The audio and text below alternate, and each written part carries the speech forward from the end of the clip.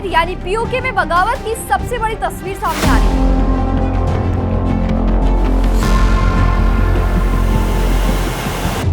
क्या मुजफ्फराबाद की ओर बढ़ता 1 लाख से ज्यादा लोगों का काफिला पाकिस्तान सरकार के लिए सबसे बड़ी चुनौती बन चुका है?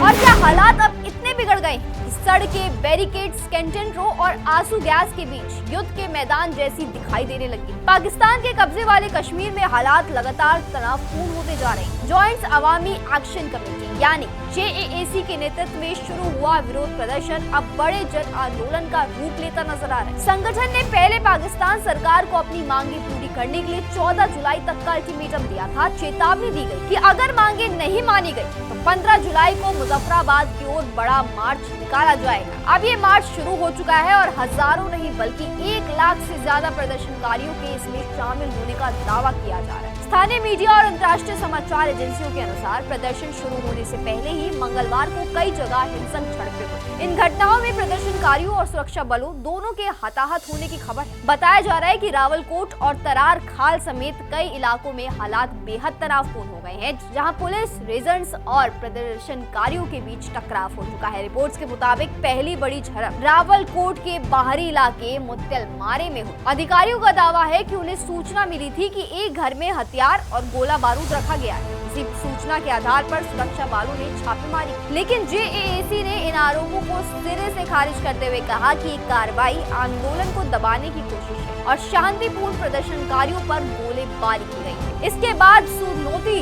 जिले के बलोच इलाके में भी हालात बिगड़ गए। बताया जा रहा है कि प्रदर्शनकारियों ने सुरक्षा बलों के काफिलों को रोक दिया, जिसके बाद दोनों पक्षों के बीच पथराव भी हुआ और हिंसक झड़पें भी शुरू हो गई। अलग अलग रिपोर्ट्स के अनुसार इन घटनाओं में कई लोगों की मौत हो गई, जिनमें प्रदर्शनकारी और सुरक्षा कर्मी दोनों शामिल हैं। हालांकि अलग अलग स्रोतों में मृतकों की संख्या अलग अलग बताई जा रही है। इस बीच सबसे बड़ी खबर ये है कि रावलकोट, मीरपुर, कोटली और बाग जैसे जिलों से बड़ी संख्या में लोग मुजफ्फराबाद की ओर बढ़ रहे हैं।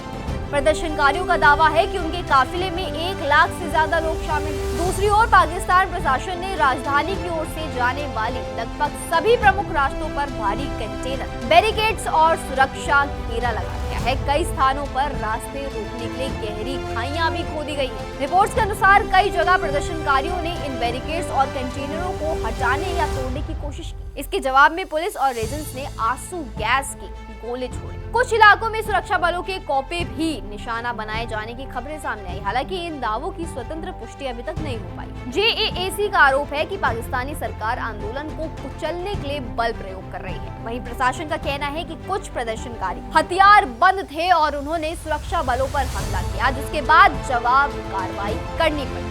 यानी दोनों पक्ष एक दूसरे पर हिंसा शुरू करने का आरोप लगा रहे हैं। फिलहाल पूरे इलाके में सुरक्षा व्यवस्था बेहद कड़ी कर दी गई है। मुजफ्फराबाद में हाई अलर्ट घोषित किया गया है और अतिरिक्त सुरक्षा बलों की तैनाती की गई है। हालात को देखते हुए आने वाले घंटों में स्थिति और संवेदनशील हो सकती है।